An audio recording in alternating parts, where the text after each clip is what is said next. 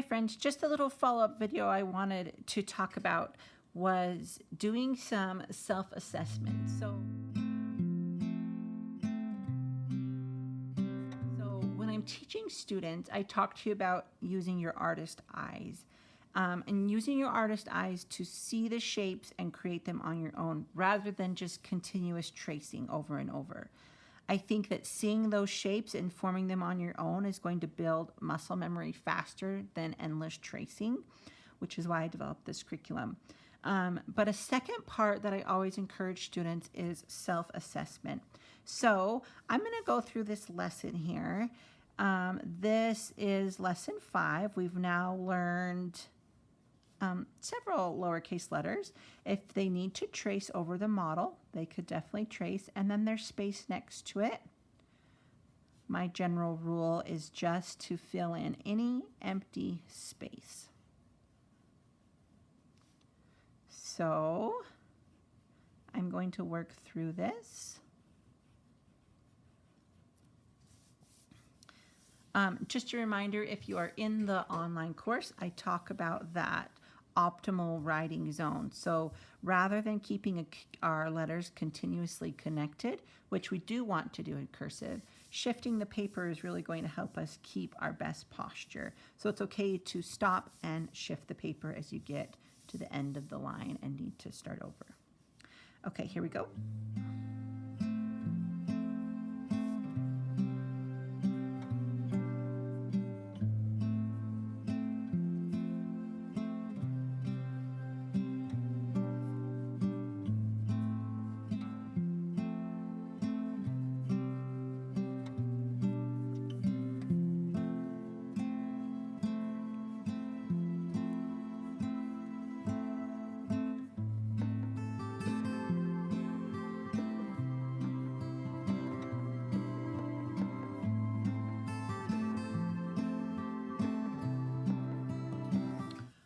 Okay, so once a student has completed a page, they filled in the empty space, I always encourage them to go back and use artist self-assessment, right? As an artist, you want to critique your own work and see where you can make improvements.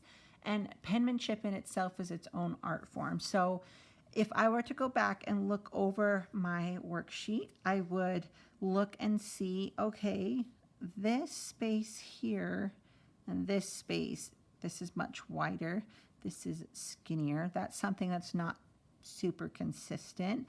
This space, I stretched way too far, so next time I don't need to stretch that as far. And using our artist eyes will again help develop that muscle memory and memorizing those shapes. So as we're writing, it's more natural for us. Okay, I forgot my dots here. I went a little over the X height. So these are things that I can look at. You'll see on the following page, I grabbed 5.3.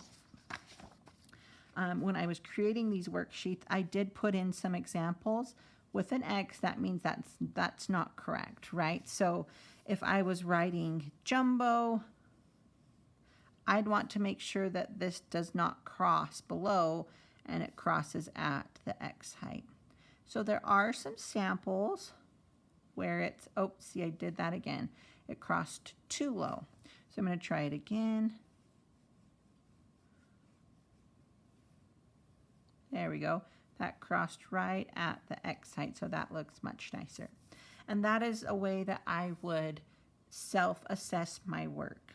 Okay, so as I go through, I would encourage the student, look and see where you can make improvements, and that's the way they're going to make the best improvements, is if they're looking and they're saying, oh, this is how I can improve. How can I make this look more like this, or this and this look more similar?